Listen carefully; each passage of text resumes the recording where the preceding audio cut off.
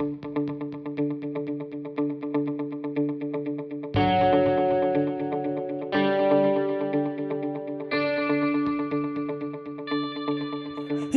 hi, good evening.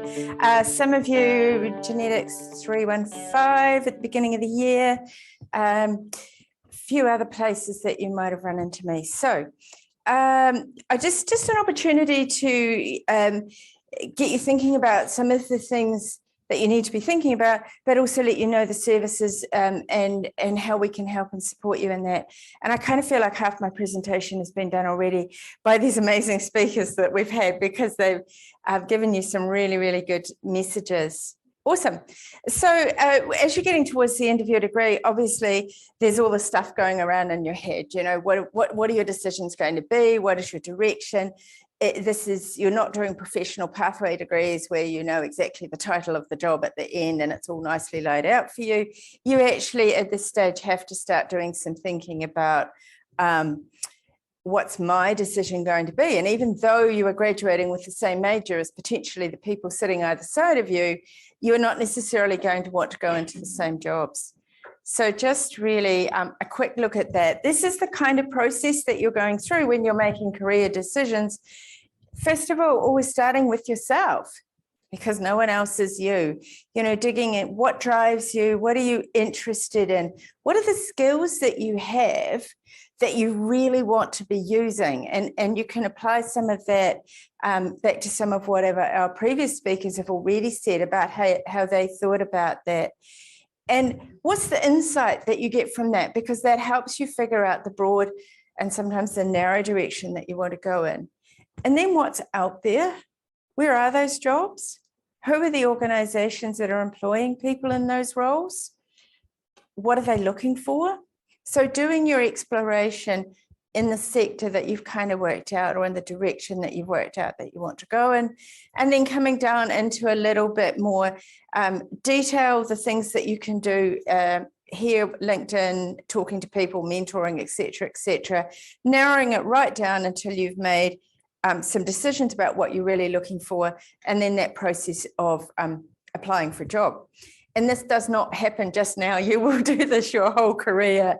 You'll be, you know, in a role for a little while, and then you're thinking, oh my gosh, I need the next challenge, whatever it is. And so you cycle back through this process again. And I thought Zoe did a great job actually of talking how she was very analytical about that process and worked out the pros and cons and was able to identify exactly what it was that excited her and that she was looking for in the next step.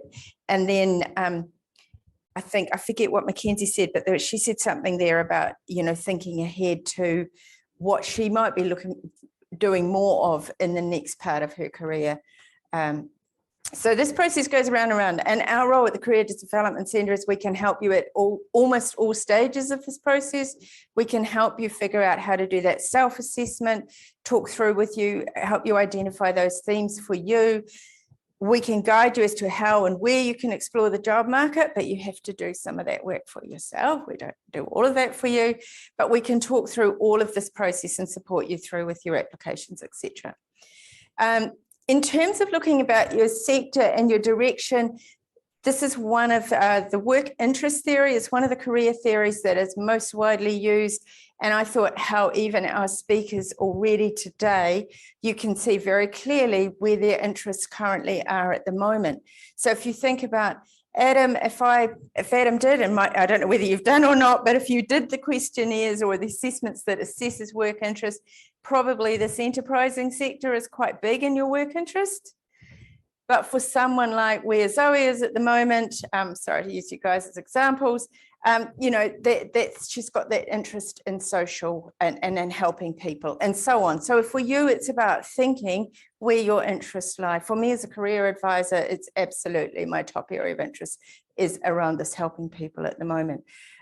So we can help you with all of that. And then you can see how that kind of gives you some ideas about the areas of science that you might be starting to think about or drawn to.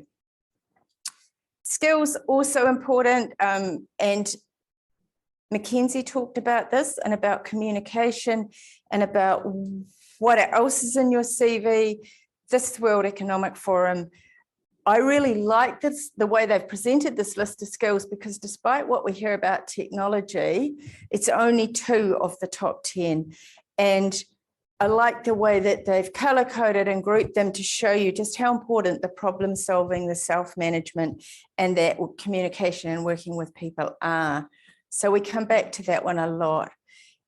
I went online today, and I'm sorry you can't see all of the title, just to see what I could find. It was late this afternoon. I thought I'd see if I could find something really recent. I picked up this job here, so it's just a straight lab tech job.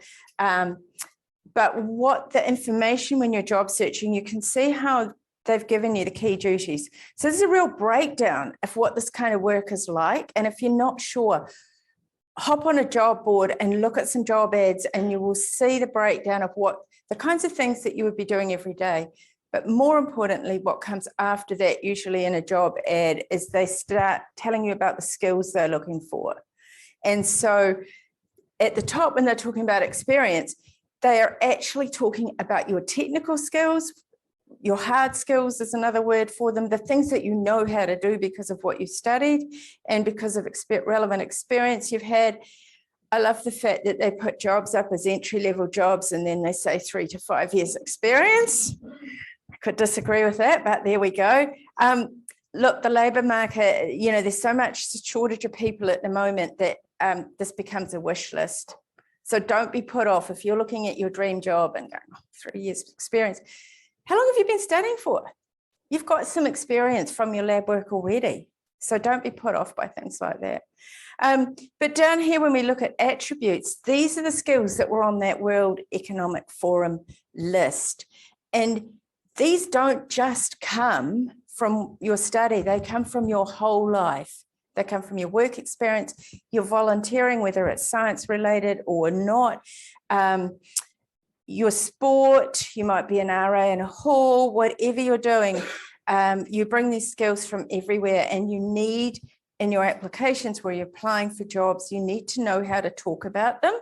You need to convince an employer when you put your CV and your cover letter in to apply, you need to show them how you have these skills, because this is what this employer is looking for. It's no use telling them how great you are at something else if it's not what they're looking for. So getting clear on your skills, the ones that you're good at or want to be good at, and the ones that you want to use in your work, is an important part of figuring out your direction. And as I said, it's kind of everywhere. Think really broadly. You know, if you want to mind map a bit with something like this, what comes out of your degree? What comes out of what goes on at uni? What comes out of your work experience? I've seen some students open up some amazing opportunities for themselves. And it's actually, they've got the same degree as everyone else who's applying for the job, but they have amazing extracurricular and unique extracurricular experience. So please don't ignore what you've got in that space. And if you've got nothing in that space, come and talk to us and put together a strategy so that when you actually start to apply for jobs, you've filled that in a little bit. I think Mackenzie maybe said she went out and did that volunteer science, well, I don't know if it's volunteer, but that science communication stuff, because she realized that that was something she needed, and she made use of her time here to build that in. So knowing your options, looking out there, job boards are an amazing way. LinkedIn job board, I love. Seek, NZ Uni Talent, which is the university job board. Just spend some time in them and have a look at, in the sector you're interested in, what are people looking for? What are the skills they want? What happens day to day, etc. So just that breadth of direction you can see already, and we've got some more speakers, so I won't talk long, but that real direction you can take your degree in. Important, this one is important.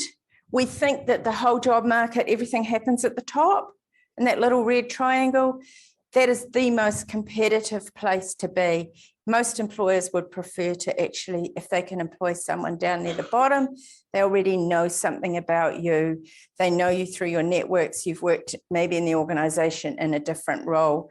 The research says 60 to 70% of jobs come about because of what goes on under the surface around the world. So please don't ignore this, and we can talk through all of this with you. LinkedIn is really valuable.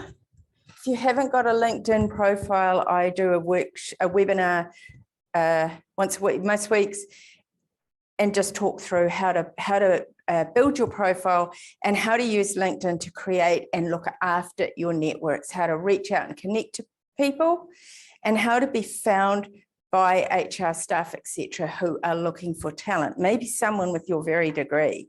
So how can you be seen and found? And we talk through all of that. It's a great way to learn about your industry as well. If you're not in the job search space, hop onto LinkedIn, connect or follow relevant people in your industry and look at what they're posting. And it's a fabulous way of building more knowledge about what's going on in your sector. It also has this amazing tool. So I just popped in microbiology. There's 1,700 alumni of Otago, and you can see where they live in the world. You can see who lives in the city overseas that you want to go to. You get some ideas of where people with your degree have found work. You get ideas of what kind of work they're doing and the skills that they have, what they've studied as well.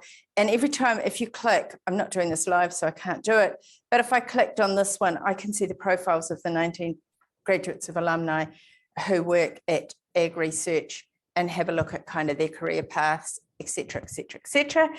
Someone might already be here. Informational interviewing is another tool that's useful for you. And this is just a really clunky term for going and talking to someone who's already in your sector or doing the kind of job that you would like, et cetera, and pick their brains and leverage off their insight and their advice about how you can get where you want to be, what more might you need, what could you do, what are the challenges and opportunities in the sector, et cetera. Don't be scared to buy somebody a coffee and have a chat to them. Career Hub is all yours. You're all on Career Hub. Can I have a show of hands maybe? Has anyone used Career Hub? About half of you? Great, fantastic. In here, you can book appointments with us, etc. My Career Space takes you through to this resource, which you, again, all have access to with your log-on details. And there's a whole bunch of stuff in here, but it includes assessments. So if you want to kind of look at your skills, at your learning styles, at your strengths, and things like that, there are some really good assessments in here you can do. There's a whole lot of career advice. There is, I'm trying to think what's on my next slide. That's the tools screen. So if you go into tools, we've got tools to help you with your CV, interviewing, etc. You can actually record yourself taking a mock interview and then run an AI check over it, and the same with your CV, that, which is doing that interview is quite fun really to see how AI can actually pick up what you do in an interview space. And then we've got the New Zealand Uni Talent Jobs Board, which has all of the jobs that employers are advertising to the 8 New Zealand universities. So these are employers who want students for internships and for graduate roles. So when you're getting towards that space, if you're within your last year of graduating, you should probably be on here every week or two just to be aware of what's being advertised for you. And on the subject of internships, to finish with, this has just come out. Job Done is a program organised by the Dunedin City Council to organise internships for students in Dunedin with local employers over the summer. It's not every area, but this one has just come on now, and there's 2 internships there. So if any of you are in Dunedin over the summer, these have just come out and they might be something that you're interested in applying for through that Job Done website. Internships are an amazing way to build experience and open doors and build your networks and start getting out into industry. And even if you do an internship and hate it, what does that tell you? You know, you need to look at another direction. So it's valuable learning. So I really stress making the most of those and probably being quite onto it next year. If you want one at the end of next year, you'll need to be looking a bit earlier than now because most are sort of filled by now. And that's basically what we do. And that's me. Thank you.